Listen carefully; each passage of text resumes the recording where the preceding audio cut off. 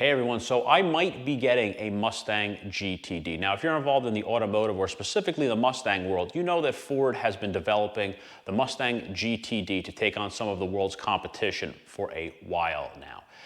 Now, early this year, they opened up the application process for the opportunity to own one of these Mustang GTDs because unlike traditional Mustangs, you cannot walk into a Ford dealer and purchase this car. No matter how much money you have to apply directly to Ford Motor Company to have the opportunity to own this car. So early in the year, they started taking in those applications, and they've probably got over 10,000 worldwide for them, and it ended up taking a little bit longer than what they expected. They were expecting to make announcements come July, but it ended up getting pushed back to August. And on Friday, August 30th, the emails went out of who was and was not getting a Mustang GTD. As you would expect, all the Mustang groups and forums completely lit up when this information came out as to who got one and who didn't. As you would expect, most people that applied would not be getting one. So a lot of the people posted those emails showing essentially they were thanked for applying, but at this time they were not selected, but their information would remain on file. And a very select group of people got the congratulations email saying they were selected for a GTD and they were given the application for some paperwork that they had to fill out, basically non-disclosures, things like that. Just some simple paperwork to start the process. I got something a little bit different though. I am on essentially the maybe list. I am on what Ford is calling the priority wait list. Essentially, Ford is doing a wait list for the GTD, probably for a multitude of reasons, whether it's they end up building more cars than what they're initially planning, or they're anticipating some people backing out of being allocated for a car. But they basically have a standby list of people pre-qualified, ready to go, like myself. And after being on quite a few different groups and forums in the last few days, seeing people talk about yes and no, there's not a lot of people that seem to be on that priority wait list. Obviously, most people are saying no.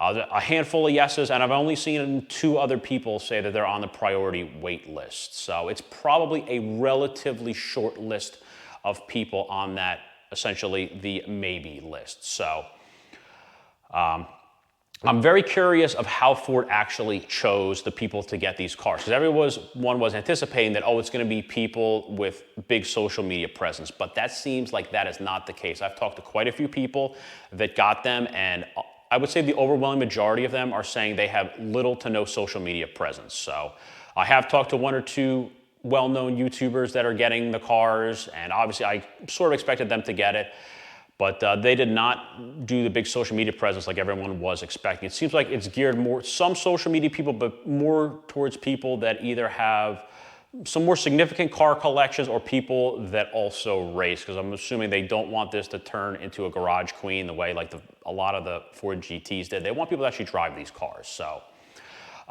this is kind of the spot I wanted to be in anyway, because I didn't want to be one of the first people to get one. As you see from my buying history, I tend to buy vehicles towards the end of their production lifespan. Typically, they're going to make upgrades, improvements. It's not uncommon for there to be bugs early on with cars. And I really kind of want to see how the process plays out overall. Some of the people that got cars allocated have told me that they think this is going to be like a 1 to 2 year wait as it is. So I want to see how the process more or less plays out, if they make any running changes during the production lifespan. And I want to kind of see how it goes. This kind of might end up being a blessing. Plus, it'll give me more time to kind of prepare to make such an expensive purchase. If it does come to that. So I'll be a little bit more financially set when everything happens and decide what cars I'm going to keep and what cars I'm going to sell when this happens. But I'm on the wait list for now, and I'll basically see how this goes. They're probably going to build this car for a couple of years.